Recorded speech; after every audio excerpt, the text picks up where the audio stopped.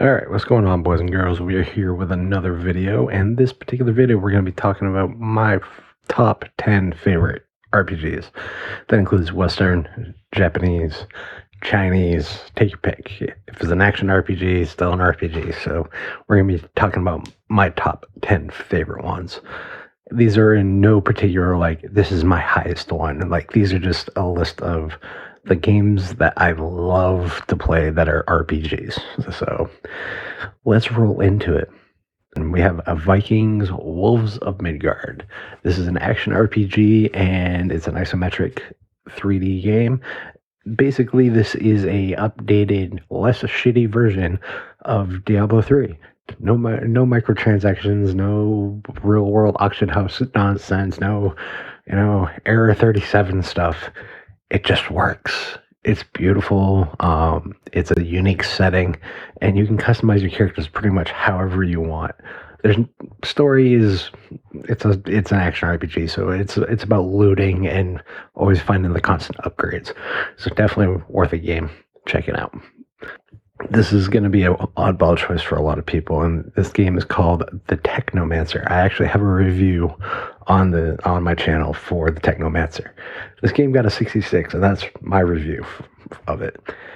Now, the reason I rate this game higher and one of my favorites is because it's a unique sci-fi setting.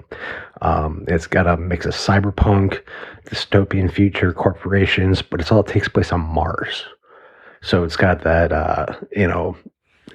it's got just that kind of vibe to it. So it's sci-fi, cyberpunk, and just melds together with everything. It's an action RPG, skill trees, very BioWare inspired as far as conversation and characters and all that kind of stuff, but really cool game. One that I have tweeted about a couple of times. A couple of my live streams have actually been about this game. And I'm going to butcher the name, and I'm sorry. I am terrible with pronunciations, especially in languages that I am not fluent in or I'll have any inclination of how to actually enunciate in. Gujin 3, I believe, is how it is pronounced. If I pronounce that wrong, again, my bad. It is a Chinese RPG. Really cool game.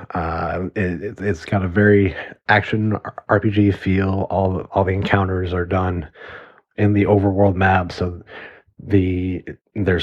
it's open, but its hub is probably the best way to describe it.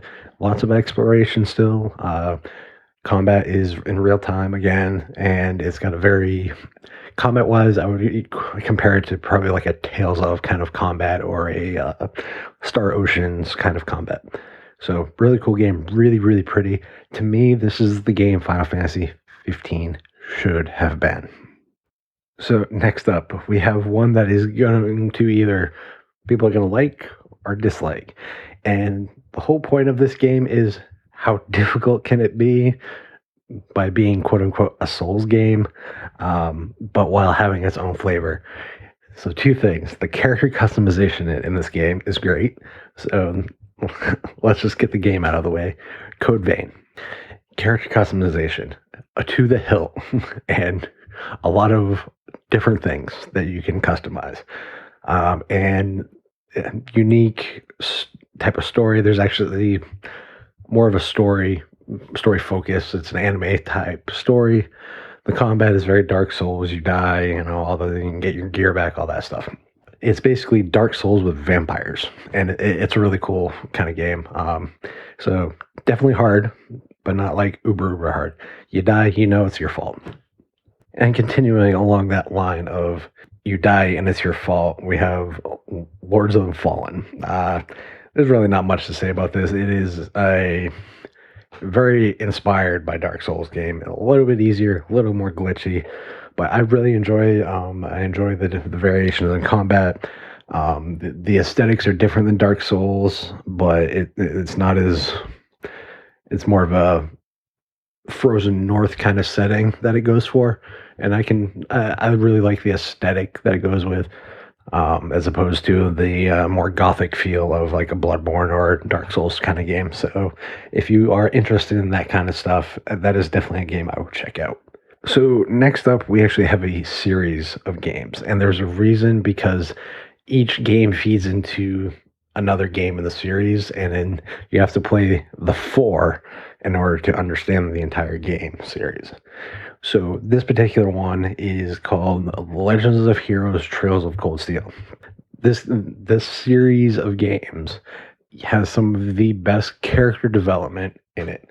It has a Xenogear kind of feel to it. There's mechs. There's great character interaction. The combat reminds me of like the tech system from Chrono Trigger. So you have like cross party kind of stuff and tricks you can do with other people in your parties, and it's just really, really cool. Kind of open world, very anime in its vibe, but a lot of political intrigue.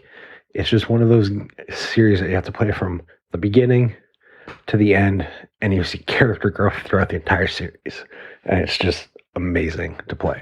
Easily one of my favorite game series. Speaking of games that I'm just in love with, another one is called Tyranny. Now, this is more of an old school style game, and that is developed as an isometric viewpoint for really focusing on like CRPGs. And when I say CRPGs, I mean computer role-playing games. Definitely a very unique game because you played the bad guy, but you're trying to either be really, really bad or make the best out of bad situations regardless, because you are subservient to a tyrant. So it's a really interesting concept, and what kind of transpires throughout the game. So I would definitely recommend it. There's a lot of different world states. The combat is good, bit basic, but good. Very much in the Pillars of Eternity, Tides of Numenera, kind of Wasteland 2 and 3 kind of vibe. But if a story and world building, that kind of stuff interests you, and having an effect on it and seeing that effect, masterfully done. And next up, we have a game that I will probably get called a weeb for, and I really don't care because these are games that I like, so deal with it. I like what I like. This particular game is a Sword Art Online Fatal Bullet. Now, the SAO games have this bad habit of usually focusing on Kirito. They're usually action RPGs and whatnot. A lot of interesting mechanics and stuff that they've done with it, but it's always the same character set that you're dealing with and kind of a forced role. What SAO Fatal Bullet does is you play a overlapping side story to the Gun Gale Online season. So that would be season 2. And that is the universe you play it in. But you play a side story. You overlap with Kirito and have interaction, but you don't play. It's an action RPG, guns, skills, melee. If you've watched any SAO and Gun Gale, that's pretty much what you get. Now, next up, we have a game that I have praised to no end for probably the last 4 or 5 years. This game is Dex. It is a 2.5D, 16-bit, 32-bit inspired, side-scrolling action RPG, open-world cyberpunk game. Try to say that and make sure it's right. This game has atmosphere. This game, like, the combat isn't the best. The story is good, but what really makes this game is the dirty, grungy, lived-in atmosphere of the game. And if you enjoy any cyberpunk, this is definitely a game to get. And last, but certainly not least, we have number 1. Now, again, this is not in any particular order, but number 1 on this list, anyway, is Tales of Berseria.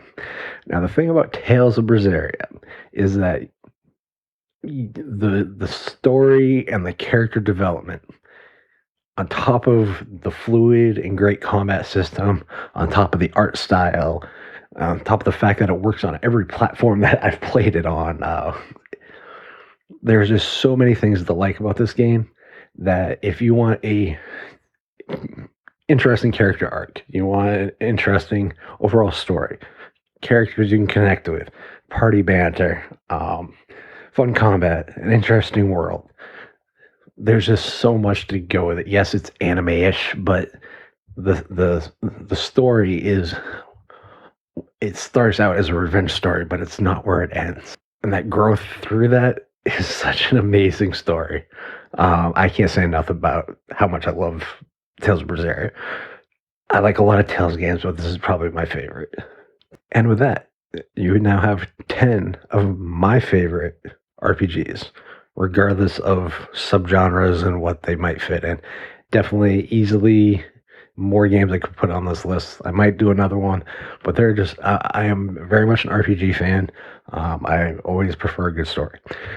But let me know what some of your favorite RPGs are, regardless of subgenres and all the other nonsense that we always focus on too much. What are some of yours? You guys know what to do. Rate, subscribe. Catch you on the flip.